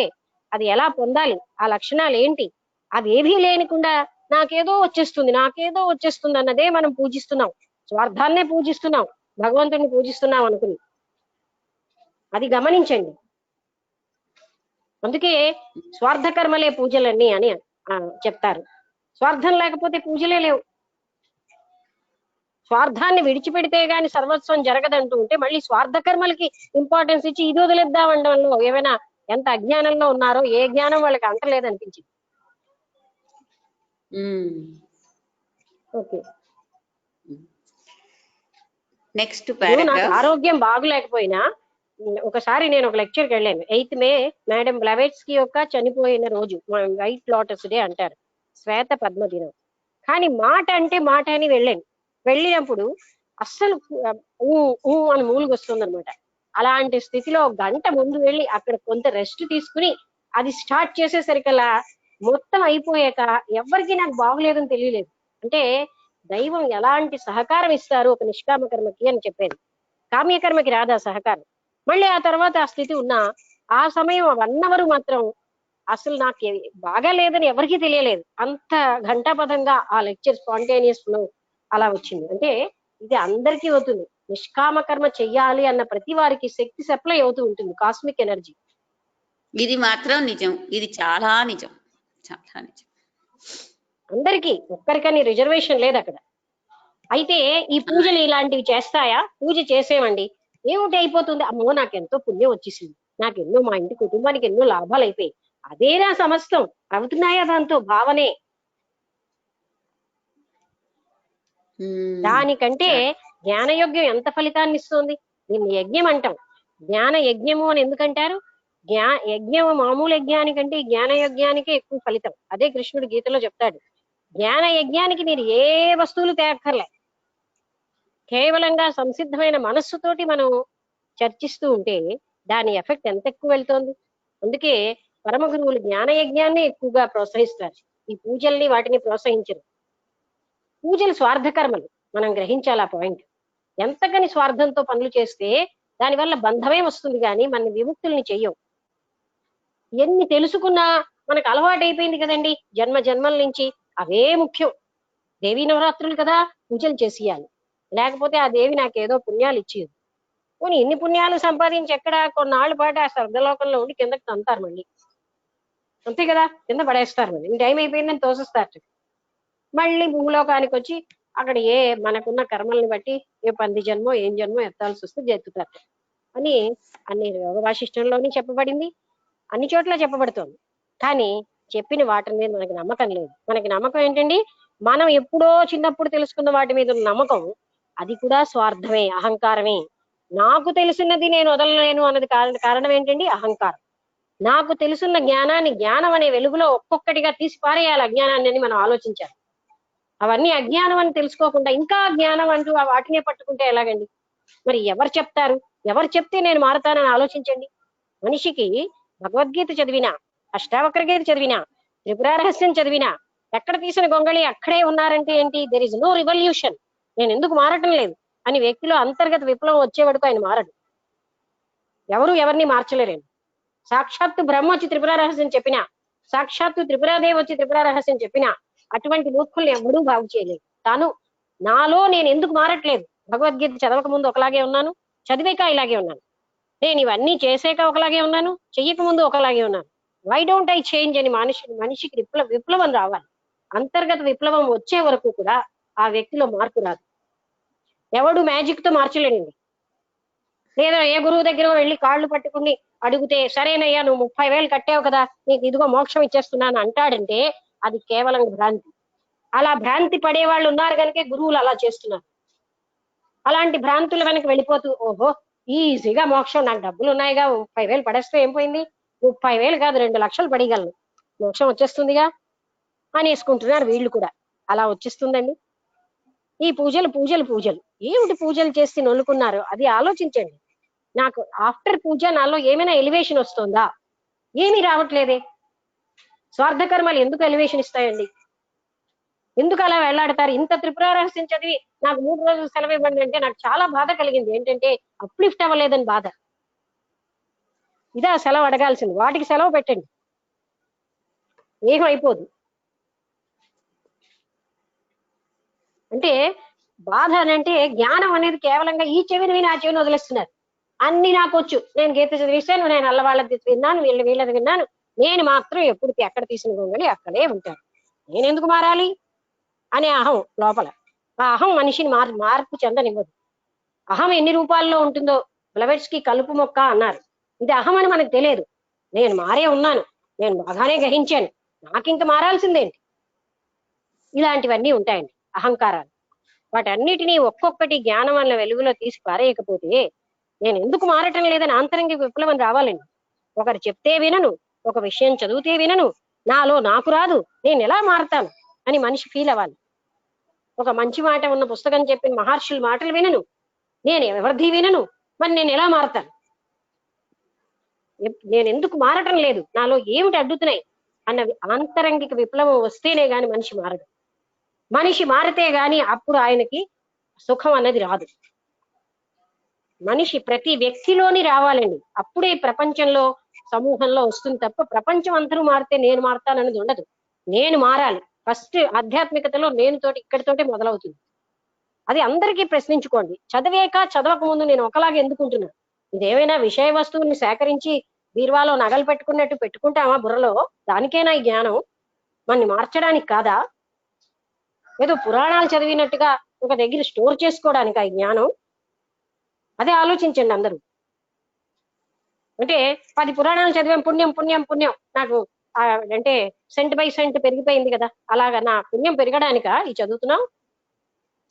అది ప్రతి వ్యక్తికి రావాలండి. ఆ విప్లవం వస్తేనే కానీ మనిషి మారడు. ఆంతరంగిక విప్లవం రావాలి. Why don't I change?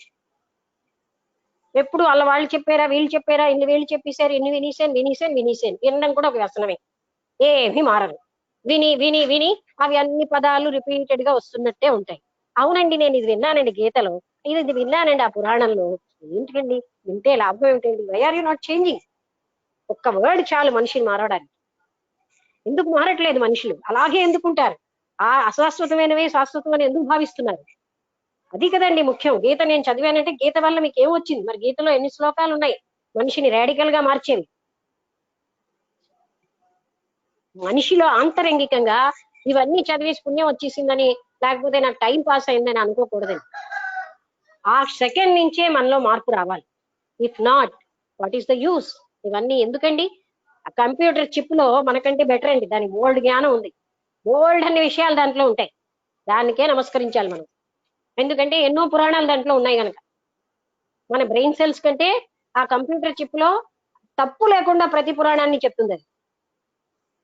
If విషయ సేకరణే ముఖ్యమైతే, అంటే పురాణాలు ఇతిహాసాలు ఈ గ్రంథాలు చదవడమే ముఖ్యమైతే, కంప్యూటర్ చిప్ లో అలాంటివి ఎన్నో వందలు ఒక చిప్ లో ఉంటాయి, వితౌట్ మిస్టేక్ చూపిస్తుంది. సో ఆ కంప్యూటర్ చిప్ ఎక్కువగా మనకంటే. మనం ఎక్కడున్నాయంటే వీ షుడ్ చేంజ్ రాడికల్. మనం సమూలంగా మారకపోతే లాభం ఏమిటండి? విన్నది విన్నట్టు ఆహాహా విన్నాను 4 ముక్కలు పడ్డాయి అంటూ మధ్యలో నిద్రపోయి మళ్ళీ 4 ముక్కలు పడ్డాయి నాకు పుణ్యం వచ్చేసింది అనా భ్రాంతి చెందడానికండి ఇవన్నీ. ప్రతి క్షణం పరమాత్మ తత్వాన్ని మనం మనస్సు పెట్టి దాన్ని ధ్యానిస్తున్నామే ఈ చదవడంలో. అంతకంటే పెద్ద పూజ ఉంటుందా? అందుకే జ్ఞాన యజ్ఞం అన్నారు. Okay, paragraph. Next నమస్తే అమ్మా. paragraph. ఏంటండి? నమస్తే అమ్మా. నమస్కారం.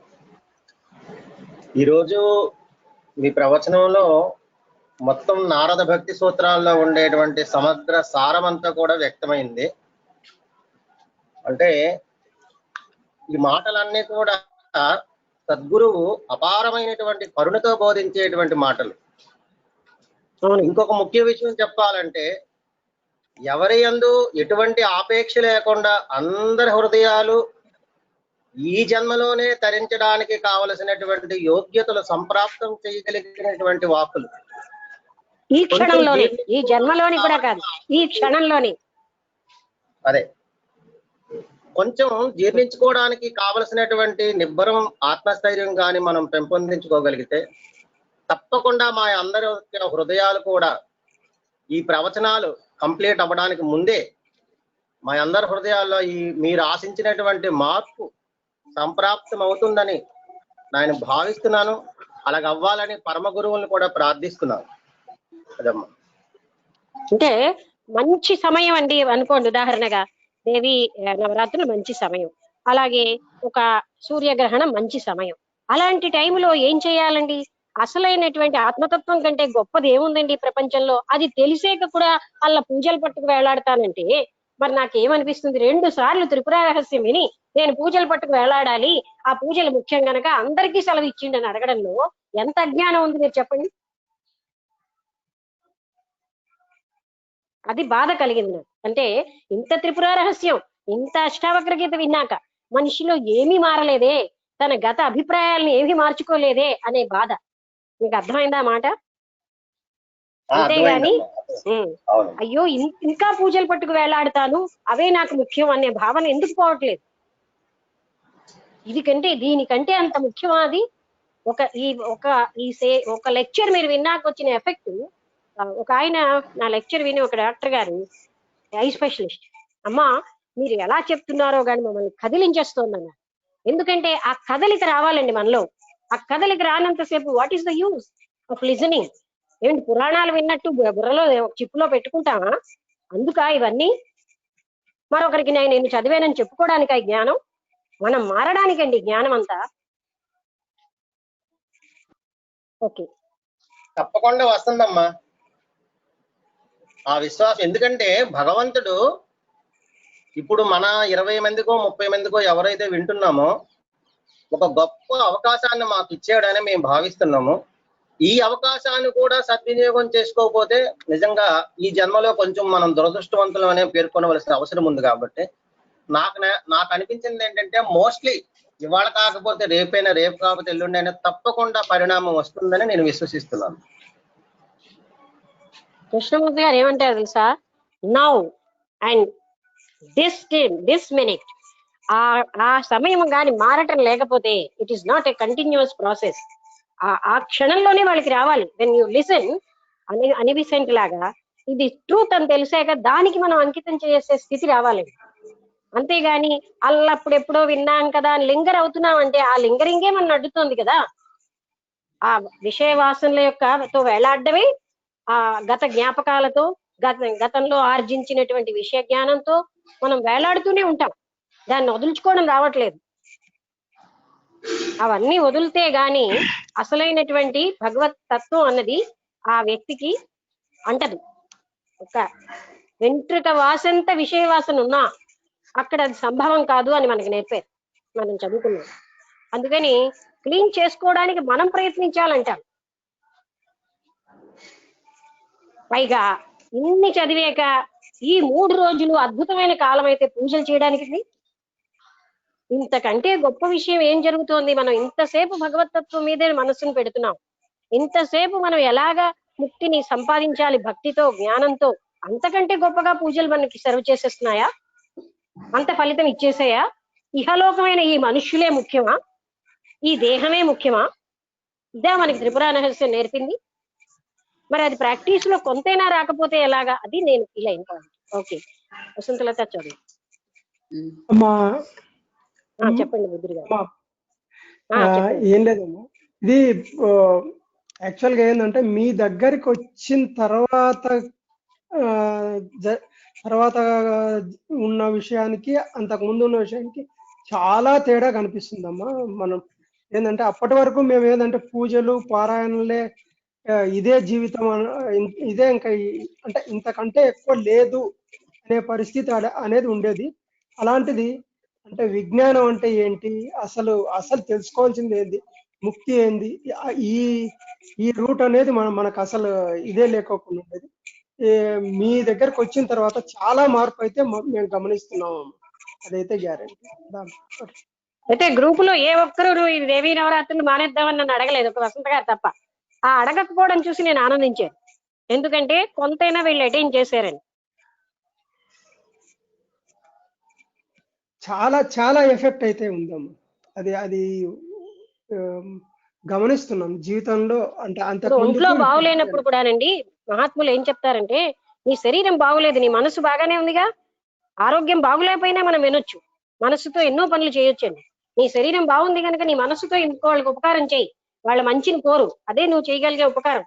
ఒక నిస్పృహలో ఉన్న వ్యక్తికి నువ్వు శక్తినియ్యి, ఒక రకమైన హెచ్చరికనియ్యి. నువ్వు ఒంట్లో నీ బాడీ బాగులేకపోతేనేంటి, నీ మనసు అద్భుతంగా ఉంది కదా, మనసుతో కూడా నువ్వు ఎన్నో చేయొచ్చు అని చెప్తున్నారు. అందుకని మీరు అన్నట్టుగా అది తెలుసుకుని ఏది రైట్ అనేది పట్టుకోకపోతే ఎన్ని విన్నానండి లాభం ఉండదు. ఇంకోటి చెప్పనా, తెలియని వాడు చేస్తే పర్వాలేదు, తెలిసి కూడా తప్పు చేసిన వాడింటే అవన్నీ చెప్తారు, అప్లిఫ్ట్ చేయడం చాలా కష్టం. తెలియనంతసేపు అవి ముఖ్యం అనుకుని వేలాడాను, తెలిసాక కూడా ముఖ్యం అనుకుని వేలాడితే అటువంటి వ్యక్తిని ఉద్ధరించడం చాలా కష్టం, చాలా శక్తి అదే వాడాలి. మీరు చెప్పినప్పుడు నేను అలాగే అనుకున్నానమ్మా.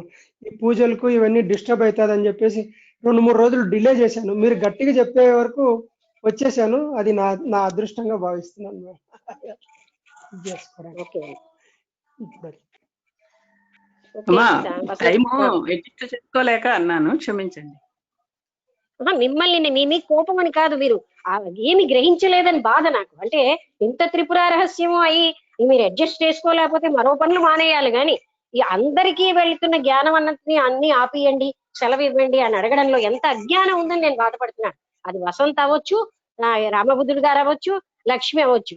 ఆ బాధ నాకు ఎందుకు వచ్చింది అంటే, ఇంత నేర్చుకున్నా మళ్ళీ అదే స్థితిలో ఉన్నారా, ఏమిటి లాభం? గీత చదువుతున్నారు, మహా అద్భుతంగా చెప్తున్నారు అంటున్నారు, అవతల ఆ తత్వ విధానంద లెక్చర్స్ వింటున్నాం, ఆ తర్వాత ఇక్కడ ఈ త్రిపుర రహస్యం లాంటి అద్భుత గ్రంథం చదివి ఆ మన థాట్ ప్యాటర్న్ ఏమీ మారలేదంటే మిమ్మల్ని నేను క్షమించలేక కాదు, ఆ క్షమించడం కాదు, అక్కడ మీలో ఏ మార్పు రాలేదే అని బాధ కలిగింది. ఆ మాట మనం మాట్లాడేమంటే మనం ఎంత అజ్ఞాన స్థితిలో ఉన్నాం, అంతే తప్ప కోపం కాదండి. ఇది ఒక తపన, ఇంకా వీళ్ళకి అప్లిఫ్ట్ అవ్వటం లేదే అన్న బాధ అనమాట. అది అంత అంత క్లియర్ గా దత్తాత్రేయులులాగా ఎవ్వరూ చెప్పలేదండి, అంత క్లియర్ గా త్రిపుర రహస్యంలో చెప్పారు. అది చదివేక ఇంకా అందరిలోని మూర్ఖత్వాలు పోతాయి అనుకున్నాను. ఓకే, సమయం ఎంత ఉంది? 3 నిమిషాలు ఉన్నది. ఓకే, అదే అంటే ఇంకెవరైనా ఏమైనా అడగండి. ఆ తర్వాత మాకు అలవాటు అయిపోయిందమ్మా అంటే నిజమేనండి, అలవాట్లు అయిపోతే అలవాట్లు వదలగొట్టుకోవాల్సింది మీరా? ఉద్ధారే ఆత్మనాత్మానం అన్నాడండి కృష్ణుడు. ఎవరిని వారే ఉద్ధరించుకోవాలి, ఎవరో వచ్చి ఉద్ధరించరు. నాకు వీలవదు, అందరికీ సెలవు అంటే అది ఎంత తప్పండి. నేను అందులోకి పార్టిసిపేట్ చేయను, నాకున్నటువంటి మోహాలు పూజల వల్ల. మరి ఎవరు కూడా పార్టిసిపేట్ చేయకుండా ఎలాగా? అది ఎందుకని మనం అలాంటివి అడగాలి? అది అహంకారం కాదా? MI supreme? అవన్నీ ఉన్నాయండి. ఎవరైనా సరే, ఈవెన్ నేనైనా అంటే ఎక్కడైనా అటువంటి అహం ప్రదర్శిస్తే అహమే, అది అహమే ఇన్బోర్న్ గా. We have to get rid of all these అహం. ఈ రకాల అహాలన్నీ మనం తొలగించుకోవాలండి. అందరికీ ఉంటాయి. నేను అనేది ఏంటంటే, ఈ జ్ఞానం వచ్చాక ఒక్కొక్క అహాన్ని తీసి పారేయాలి. ఇది నాకు వచ్చింది కనుక ఈ భావన చాలా సుప్రీం. అందరికి ఉంటుందండి ఈ జబ్బు. ఒక బిచ్చగాడిని అడిగితే వాడు ఏమంటాడంటే నేను సుప్రీం అండి అంటాడు. అదే పెద్ద జబ్బు. ఆ జబ్బుతోటే మనందరం బాధపడుతున్నాం. ఆ సుప్రీమసీ అన్నది పోవాలి. ఐఎమ్ నథింగ్, నథింగ్ లో ఉండలేకే మనం ఇవన్నీ ఎలా అంటే నింపుకుంటాం. నథింగ్ అండి నిజం ఏంటంటే మనిషి నథింగ్.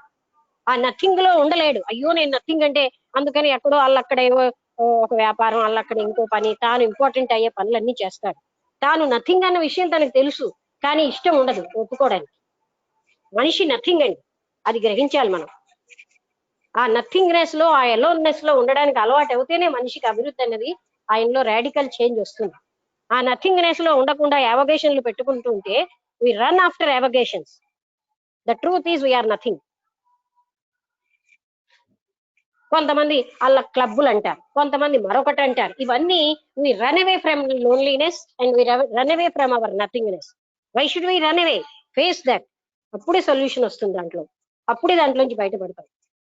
ఇఫ్ వి రన్ అవే, ఇది లైఫ్ ఆఫ్టర్ లైఫ్ రన్నింగ్ అవేలే అయిపోతాయి. ఫేస్ చేయాలి. Truth is that I'm nothing, that is the truth. Truth ని ఫేస్ చేయలేకపోతే ఎలాగా?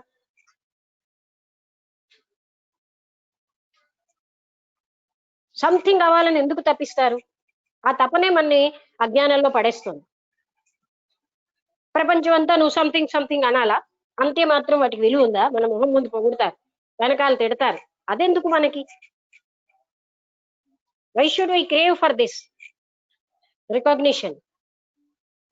ద రియాలిటీలో ఉన్నప్పుడే ట్రూత్ అనే స్థితి మన అవగాహనలోకి, మనం దాన్ని గ్రహించే స్థితి వస్తుంది. Actually man is nothing, and in that nothingness everything is there. అత్యద్భుతమైనటువంటి కృష్ణుడు ఏమంటాడు? పిల్లన గ్రోవిలాగా నువ్వు నథింగ్ అయిపోతే నీలో ఆ దైవశక్తి అంతా నీలోంచి ప్రవహిస్తుంది. నేను సంథింగ్ అనుకున్న అహం ఉన్నంతసేపు దైవశక్తి మనలోంచి ప్రవహించదు. అందుకని పిల్లన గ్రోవిలా అయిపోవాలి. నేను నథింగ్ అవుతే కదా సంపూర్ణమైన దైవశక్తి నాలోంచి ప్రవహిస్తుంది. నేను సంథింగ్ అయినప్పుడు అది రెసిస్టెన్స్ ఇస్తుంది. ఆ దైవశక్తి నాలోంచి సంపూర్ణంగా ప్రవహించదు. నేను నథింగ్ అయినప్పుడే ప్రవహిస్తుంది. మనం ఏం చేస్తాం, దైవమా అని ప్రార్థన చేస్తాం, సంథింగ్ అవ్వడానికి ప్రయత్నిస్తూ ఉంటాం. ఎందుకు ఈ సంథింగ్ అవ్వాలి? నథింగ్ గా ఉండలేమా? ఓకే, సమయం అయిపోయిందేమో. వాళ్ళకి 8 అయింది. చేద్దాం. 8 అయింది. ఓకే, అందరికీ నమస్కారం. నమస్కారం. నమస్తే అమ్మా.